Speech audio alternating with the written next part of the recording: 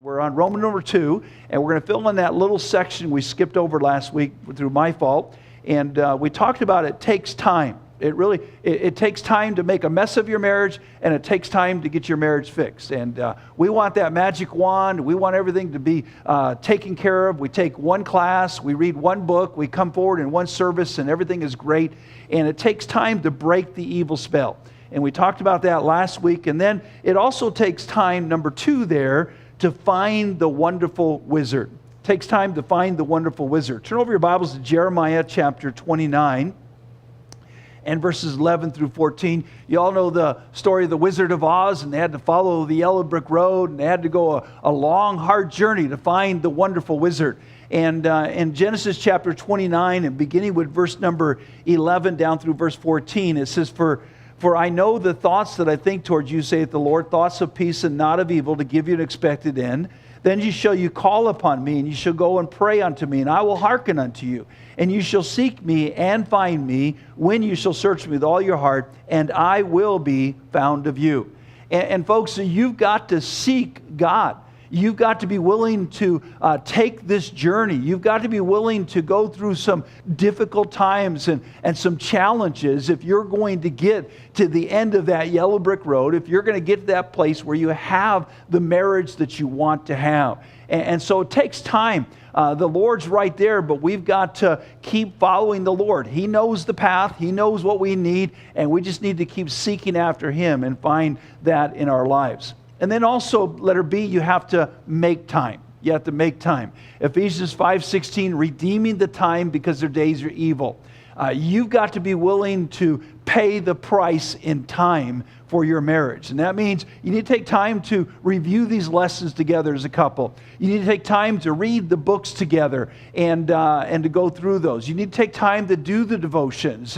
And you may not be able to do everything, but you've got to be willing to invest time in doing something. And reading the articles and all the other things. There's an investment of time that you have to be willing to make, and you've got to make the time.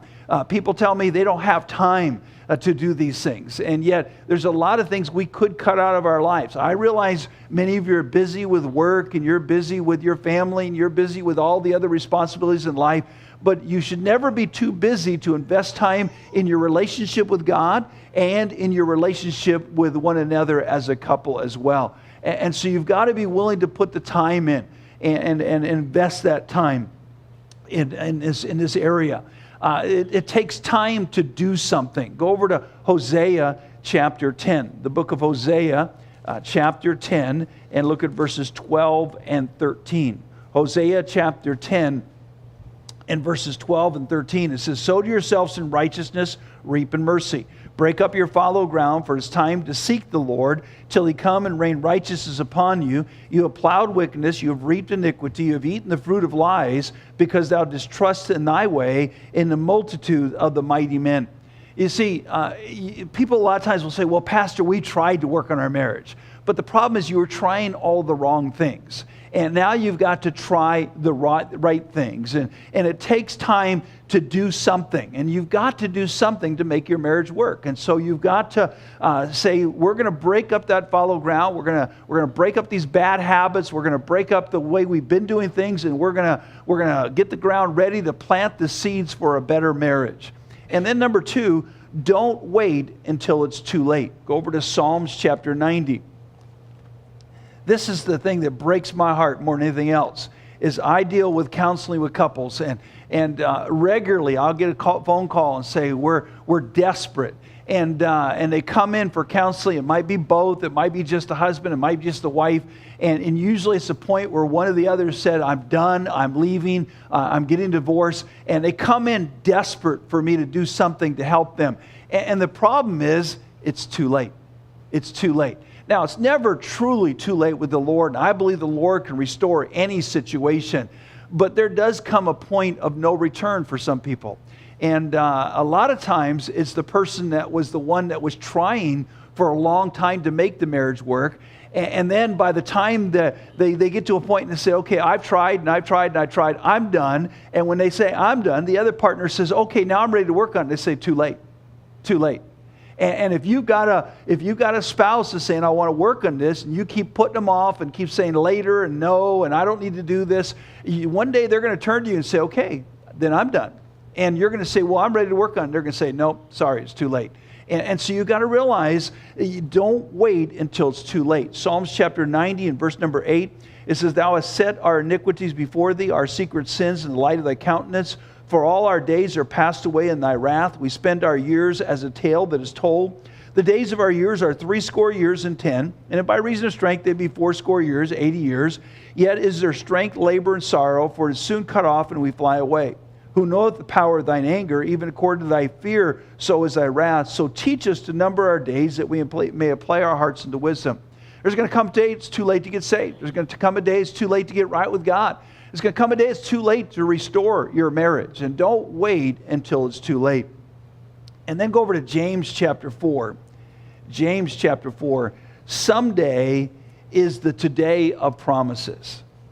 Yeah, someday we're going to take care of this, honey. Someday we're going to do this. We're going to go out on the date. We're going to read the book. We're going to do the devotions. And it's always someday. And someday is the today of promises. We keep making promises today, and that someday just never comes.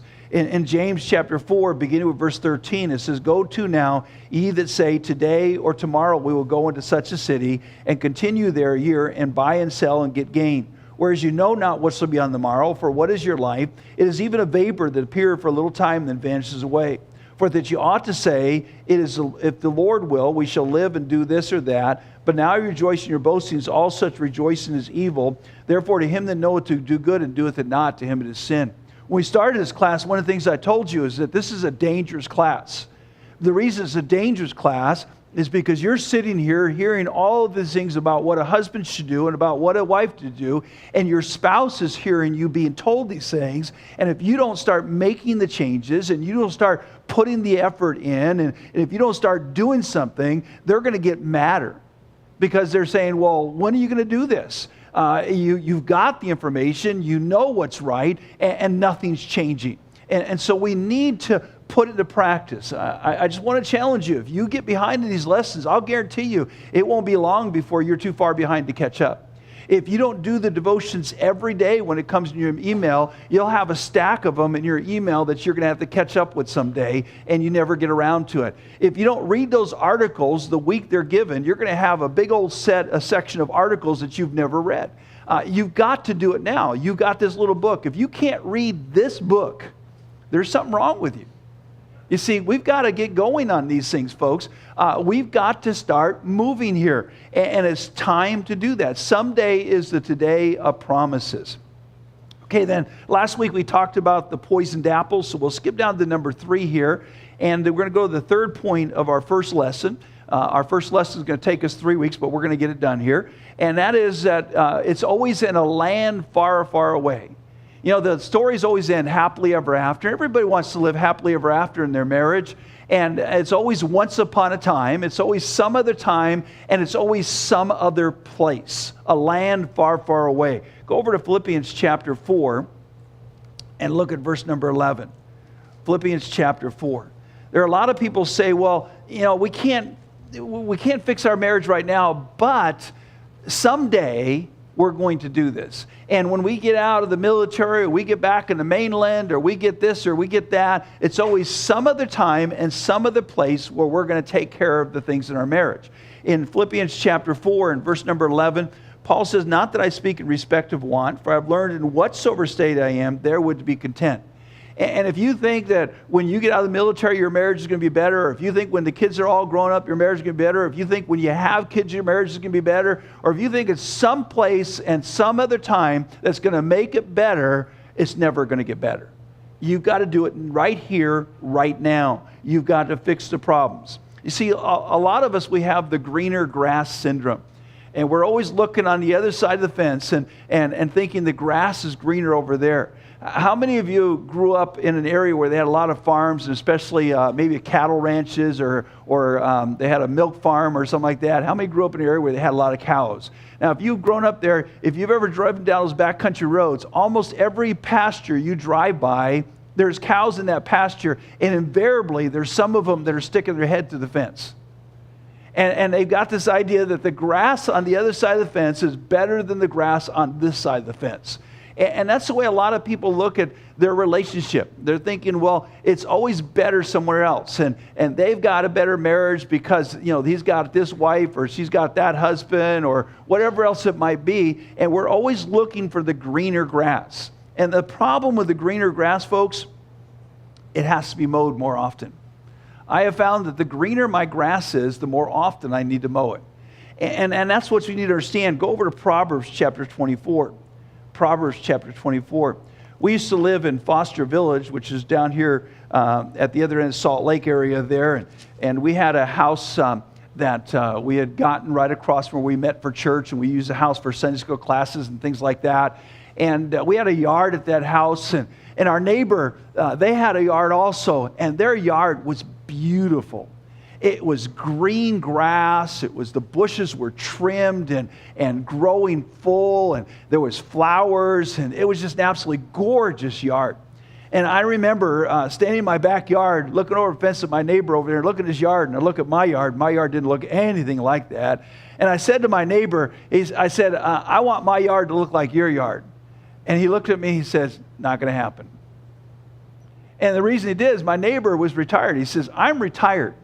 All I do is take care of my yard. I don't have kids. I don't have a job. I'm here home 24/7. This is what I do is take care of my yard. He says, I've seen your life. He says, you got 5 kids. You got a church. You're always gone. And I run around here and there. Your yard's never going to look like my yard. And he was probably true. And I tried to ask him, well, why don't you take care of my yard too? You got so much time. And he didn't want to do that either. But you know what? When you have the greener grass, it still needs to be mowed.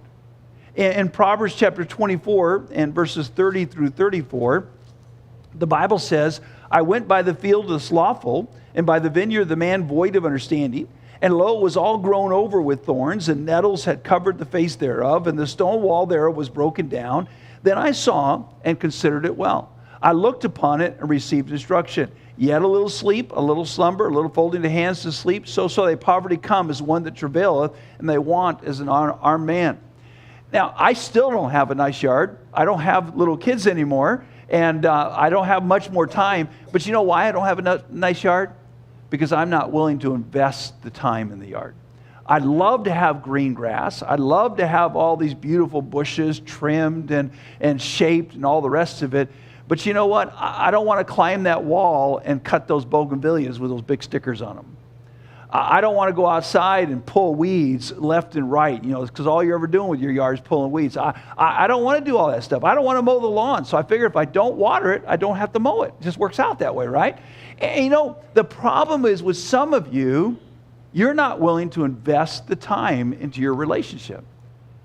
And you got to understand, the more time you put into your relationship, the more time the relationship is also going to take. But it's worth it.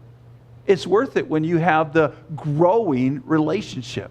But you've got to understand that it's the greener the grass, the more often it has to be mowed. So when you see your neighbors, man, they got a great marriage, realize that they have to put a lot of time and effort into that great marriage. It doesn't just happen. They have to put that time and effort into it. So it takes nurturing. It takes nurturing. Turn over to Ephesians chapter 5. Ephesians chapter 5, and look at verse number 29. Ephesians chapter 5 and verse number 29. For no man ever yet hated his own flesh, but nourished it and cherished it, even as the Lord the church. Now, we're going to talk about these verses in our next lesson, but right now, the idea is nurture it. If you want to grow something, you've got to nurture it. You've got to nurture it. Go over to Luke chapter 15. Luke chapter 15. 13, Luke chapter 13 and verses 6 through 9. He spake also this parable. A certain man had a fig tree, planted his vineyard, and he came and sought fruit thereon, and found none. Then said he unto the dresser of his vineyard, Behold, these 3 years I come seeking fruit on the fig tree, and find none. Cut it down. Why cumbereth the ground? And he answered and said unto the Lord, Let it alone this year also, till I shall dig about it and dung it, and shall bear fruit. And if not, then after that thou shalt cut it down. Now, I want to remind you, we talked about this the other week, is the Bible uses a term. One of the terms the Bible uses for a farmer is a husbandman.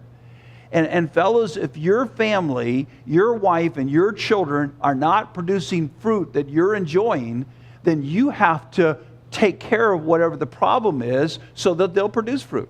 It ultimately comes down to us as husbands. My wife is the one that takes care of the yard. She goes out there and pulls weeds. She goes out there and waters. Sometimes she even goes out there and mows the lawn and stuff like that. Because she puts all the time and effort into it. And that might be okay with the yard, but it's not okay with the marriage. And we have to be the husbandman of the relationship, and we've got to nurture that relationship. And notice what he says there. He says you need to dig it and dung it. Now what does he mean by that? We're going to talk about this a little more later on. But to dig it, you got to dig out. If you don't get out the root of the problem, it's going to grow back again and again. In a lot of marriages, we're mowing the weeds instead of digging them out. You have a problem and you go kind of mow over it and cut it down, cut it back a little bit, but then it grows back next week. And you cut it down, it grows back next week. And you cut it down, it grows back next week. And you keep dealing with the same problems over and over and over again instead of digging down and getting to the root of the problem and getting that taken care of. And so we got to dig it and then we've got to dung it. Now, how many of you know what dung is? Raise your hand if you know what dung is, all right? Dung is manure. If you've ever been around farm country and you ever watched them with one of those, they call them a honey wagon, and they're a manure spreader. And they take all the manure from the cattle and the horses and they throw it in the wagon, they go out in the field, and it just shoots it all over the field. And it's not a very pleasant experience. I've done this. You know, you're driving that, the wind's blowing the wrong way. It's not a pleasant experience at all. And but the manure is what helps the plants grow. And so in dunging our marriage relationship, what we do is we take the fertilizer to make the relationship grow. Some of you have got what's called a compost pile. And you put in there all the junk and the garbage and the leftovers, and sometimes you can put the manure in there, and you get this compost pile, and then you use it to help the plants to grow. And so what we need to do in our marriage is take the problems of life, the bad things of life, and use them to help us to grow in our relationship. You see, my wife has 4 brothers, and they would sometimes go out to scrape up all the manure, and every once in a while they get into a manure fight. You know one thing about a manure fight? Nobody wins. You don't take the manure and throw it at the tree. You put it down at the base to help it to grow. And folks, the problem is a lot of us, we're throwing the manure at each other instead of using the problems to help us to grow in our relationship. And so just change how you do that and nurture your relationship. And so to nurture that relationship, you've got to grow a garden of love. Go over to Song of Solomon, chapter 2. Song of Solomon, chapter 2. If you've never read Song of Solomon, sometimes you might want to read it as a couple. There's a couple places you'll get kind of bogged down in. There's a lot of flowery language that's hard to follow sometimes or figure out. But it's kind of fun to look at some of the words they used and the way they described each other, described their relationship, and try to imagine what is that a visual picture of. What are they trying to visualize? And this is a very intimate relationship between a husband and a wife. And there's a lot that you can be blessed by in the Song of Solomon. And it's just a good book to study sometime. But if you look at chapter 2 and verses 1 through 4, it says, I am the rose of Sharon and the lily of the valleys. As the lily among thorns, so is my love among the daughters. As the apple tree among the trees of the wood, so is my beloved among the sons. I sat down under his shadow with great delight, and his fruit was sweet to my taste. He brought me to the banqueting house, and his banner over me was love. You see, you've got to grow a garden of love. Fellas, you've got to treat your wife with love and tenderness. You know, I have a plant here. I bought this last week, and it looked really nice last week, but right now it's not looking so good. It's kind of having some problems here. My wife pulled off a bunch of the dead plant leaves and stuff like that and trying to fix it up for me a little bit. You know why it looks the way it does today and not like it did last week? Because I've neglected it. I've not given it water. I've not given any kind of fertilizer. I've not done anything for it. I didn't put it out in the sunlight. I've done nothing. It just kind of sat up here most of the week in this very hot and humid room. And this is why it looks like it does. Do you know why your wife is like she is? Because you've neglected her. Do you know why your husband's like he is? Because you've neglected him. Now, when this plant gets looking like this, I got two choices. I can either say, stupid plant, what's wrong with you? Come on, get your act together. And I can just beat up the plant. And that's what a lot of us do to each other, isn't it not? We get upset with our spouse because they're not what we want them to be, and we start saying mean things to them, and we start treating them badly, and we get mad at them because we've neglected them. Now, my other choice is to do what? It's to say, what does this plant need? It needs some water. It needs some fertilizer. It needs some sunlight. Some plants need more shade and too much sunlight. By the way, every plant is unique. Every plant is different in what it needs. Some plants, you give them the same amount of water and it will kill them. Other plants, they need a whole lot more water. Some need sunlight. Others need shade. Some need one kind of fertilizer. If you gave that same fertilizer to that plant, you'd kill that plant. And so your job as the farmer is to find out what it is I need to nurture my wife, my husband, what I need to nurture and grow this relationship together. So this is what we need to understand. And we're going to talk about this again more in the next lesson. We go into that. But it's the challenge of that. This plant over here is from our house. And as you can see, there's not much left of it. But Jensen's been taking it and trying to nurture it. And it's actually got some green growing on there now. She's brought it back. I would have looked at it a few weeks ago and said there's no hope for that plant. But she said, I can do this, and she put the time and the effort into what does this plant need in order for it begin to blossom and to begin to grow again. And that's what you've got to do with your marriage relationship. And you've got to remember, it's got to be planted. These are beautiful flowers here, but next week they're going to be dead because they've been cut off. It's got to be a vibrant, growing relationship. Planted in the Word of God, planted in soil that's going to, that it can grow in, and then we got to give it what it needs. And so my challenge to you to nurture your husband, to nurture your wife, is to begin figuring out what do they need. And part of that is study. You know, if I got a plant, I want to take care of it, I go look it up on Google or someplace and say, well, what does this plant need? Does it need sunlight or shade? Does it need water? What does it need? Part of it is study. And part of it is experimenting.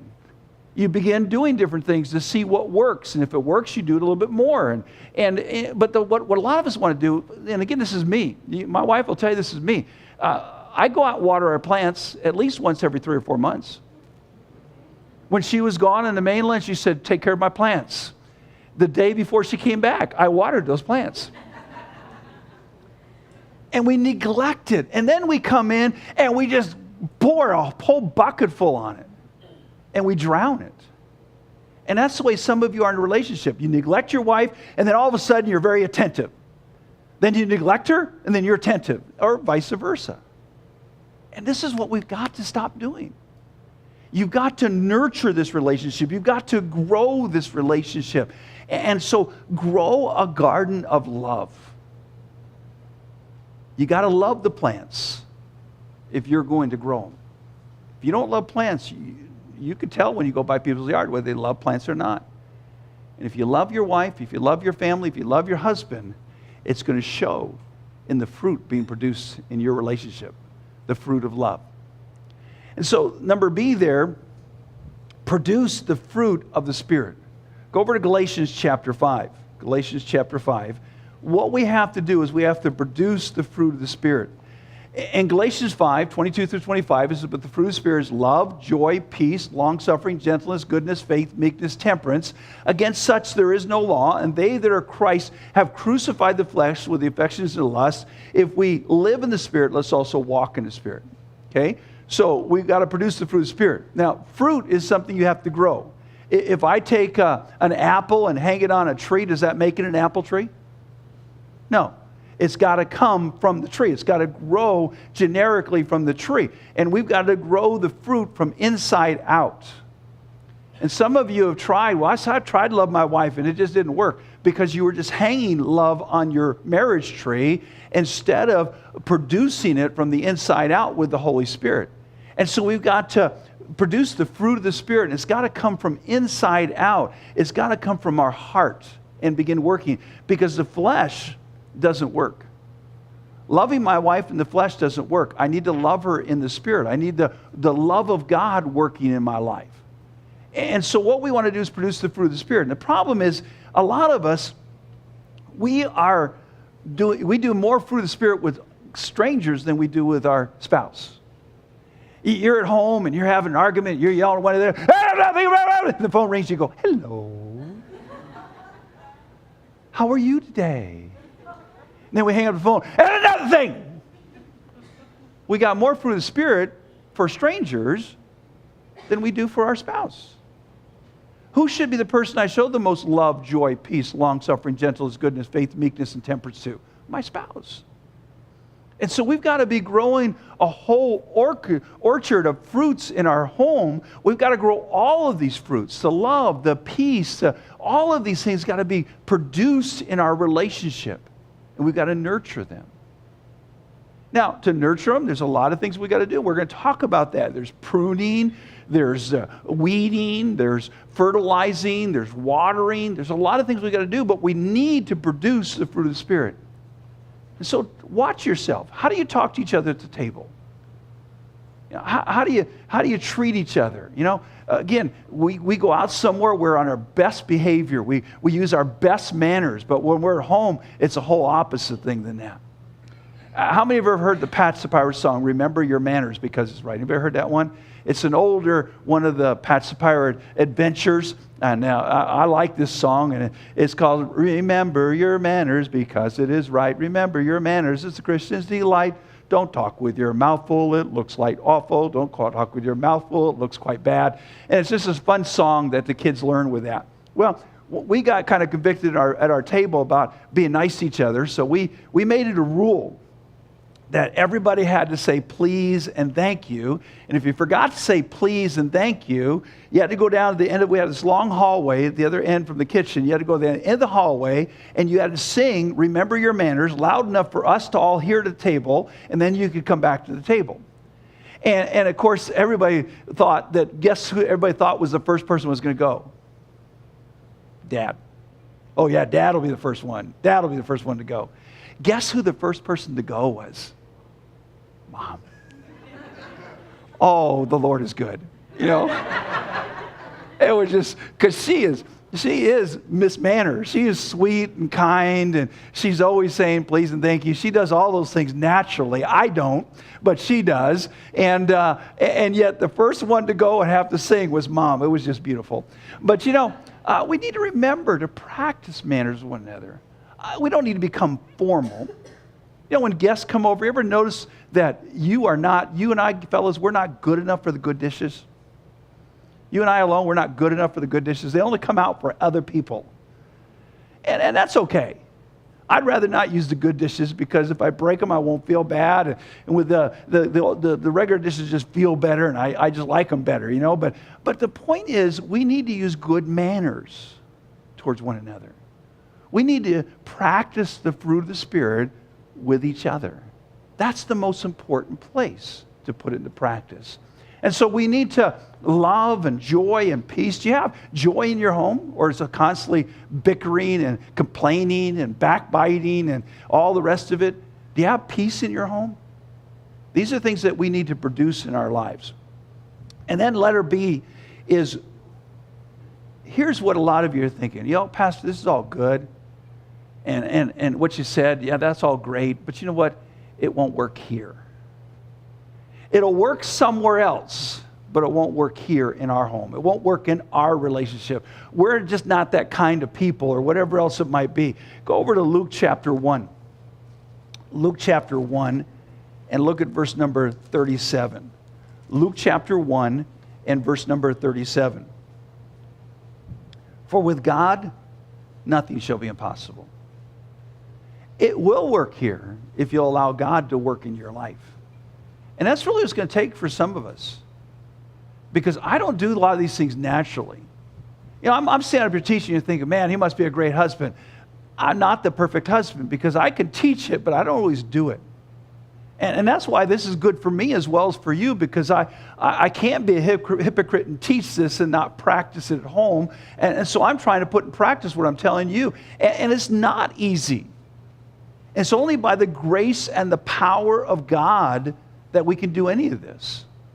But you have to ask God to help you. Go over to Philippians chapter 4 and verse number 13. Philippians chapter 4 and verse number 13. The Bible says, I can do all things through Christ which strengthens me. In verse 19, it says, but my God shall supply all your need according to his riches and glory by Christ Jesus. And some of you are going to have to start asking God to give you the strength and the power to do what we're talking about here. You're going to have to ask God to change you and to change your partner. But as I said earlier, really the focus needs to be on you. You can pray for your partner, but you cannot change your partner. Only God can. But I'll tell you this. If you change, it makes it easier for them to change. If you change, it makes it easier for them to change. And so pray that you can do the impossible, that you can be a better husband, a better wife. You need to fight for the marriage. Go over to 1 Corinthians chapter 13. 1 Corinthians chapter 13 and look at verse number 7. 1 Corinthians 13, 7. This again is the love chapter, and we'll look at these 16 characteristics of love. And it says in verse 7, let love beareth all things, believeth all things, hopeth all things, endureth all things. Those are the last 4 things of love. It bears all things. The idea of the word bear is the idea that to remain in the battle. The word bear, the word bear means to hold up. It's a word that would describe a pillar that was holding up a roof. And I think the idea of this word is this, is that in 1 Peter it says that love covereth a multitude of sins. And when we bear all things, it means that I don't focus on the bad things. I kind of cover those up and focus on the good things. You know, remember when Noah lay naked on his bed and his one son went in there and saw him naked, and then what his sin was, he came out and told his brothers about it. Instead of covering his dad up, he started gossiping and telling his brothers about it. And his brothers, they didn't want to see their dad like that. Their dad was a godly man, and that's how they wanted to remember. That's how they wanted to think about him. So they took a blanket and walked in backwards and covered his nakedness. Instead of focusing on the sin, instead of focusing on what he did wrong, they covered that up because love covered the multitude of sin. It doesn't focus on the bad, it focuses on the good. Some of you guys, your problem is you keep telling your wife what's wrong with her, but you don't tell her what's right with her. Quit focusing on what's wrong and start focusing on what's right. And build up the right, and there'll be more wanting to do what's right and wanting to be what's right. You got to go from negative to positive. You've got to bear all things. Then it says that love believeth all things. Now, it's not being naive. What it means there is you believe the best in the other person. Some of you believe the worst in your spouse. Everything they say and everything they do, you've got the bad spin to it. You always take what they say wrong. You always take what they do wrong. They meant to hurt me. They meant not to do that. They meant to do this. And you always take it in the negative rather than believing the best. And you've got to start believing the best in one another. That your spouse loves you and they really want to be the right kind of spouse for you. And then it says, love hopeth all things. That's when you believe the best in them and they failed you. Then you're going to hope this time it's going to be different. This time it's going to be different. I know they messed up last time, but I think they learned a lesson. I think we're past that. And this time I hope it's going to be different. And then the last phrase is love endureth all things. And the word endureth means to remain in the battle. I've never been to war, but some of you had. And I've talked to people who have been at war, and World War II and current wars as well. And one of the things that I've found is guys have been in battle situations when the bombs are exploding and when the bullets are flying, the smoke and the noise and everything else, everything in you says run. Everything in you says run away from this. But you've got to endure. You've got to remain in the battle and stay there despite the fact that you want to run and get away from it. And God says, listen, endure. Some of you are saying, well, I believe the best of my spouse, and they just keep doing the same things over and over and over. I've given them I hope we were to a point of change, and then it wasn't there. Then you've got to bear all things, believe all things, hope all things. But now you're in the endure stage. you're going to have to endure it because God said no quitting, no surrender, there's no out. It's either win or die till death do us part. And I'd rather win than die. And most of you know, if you're a student of military history, when they were putting a point there is no retreat, usually we win. Because we realize that that's the only choice I have. As long as there is a retreat, you're not going to fight as hard for the situation. As long as you've got an out. So until you get rid of the D word, divorce, nothing's going to change. Because you've got to retreat. If it doesn't work, I'll just leave. You've got to get to that point. You say, you know what? This is it. I'm going to be here for the rest of my life until the day I die. And so I'd rather win the battle than fight the battle with my spouse every day. And so we got to do all things. So don't let anything get in the way. You got to fight for the marriage. Let's look at 2 Timothy 2, 3, and 4 first of all, before we go to the next one. 2 Timothy 2, 3, and 4. It says, thou therefore endure, same word, hardness as a good soldier of Jesus Christ. No man that warreth entangle himself with affairs of his life, that he may please him who had chosen to be a soldier. You got to put everything else aside and focus on the battle because it's do or die.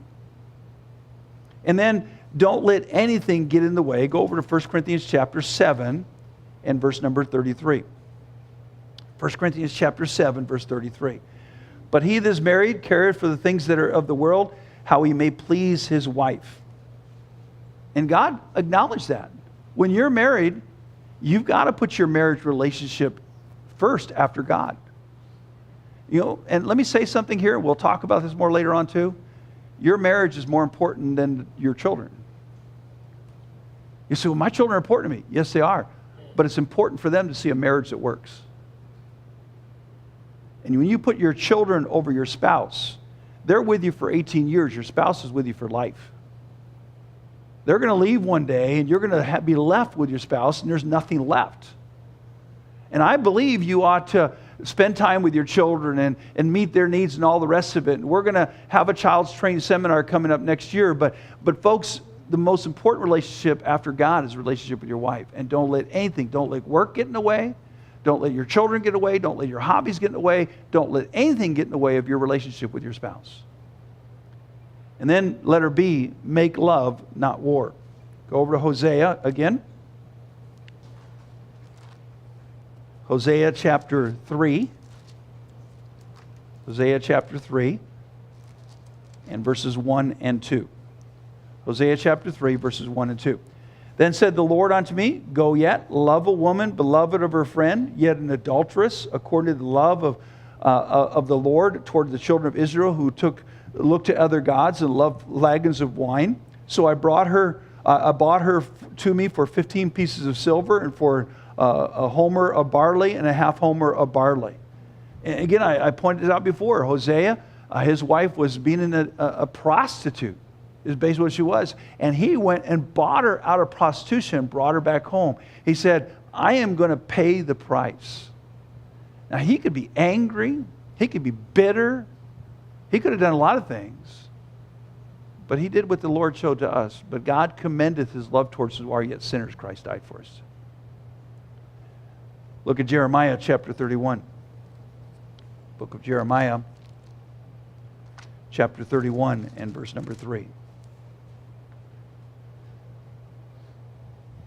The Lord hath appeared of old unto me, saying, yea, I have loved thee with an everlasting love. Therefore with loving kindness have I drawn thee. You got to draw your spouse to you with loving kindness. You can't demand it.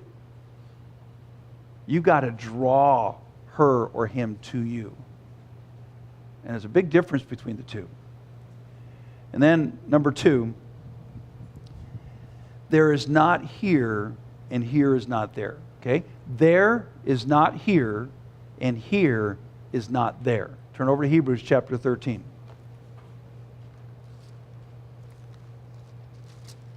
Hebrews chapter 13 and verses 4 and 5.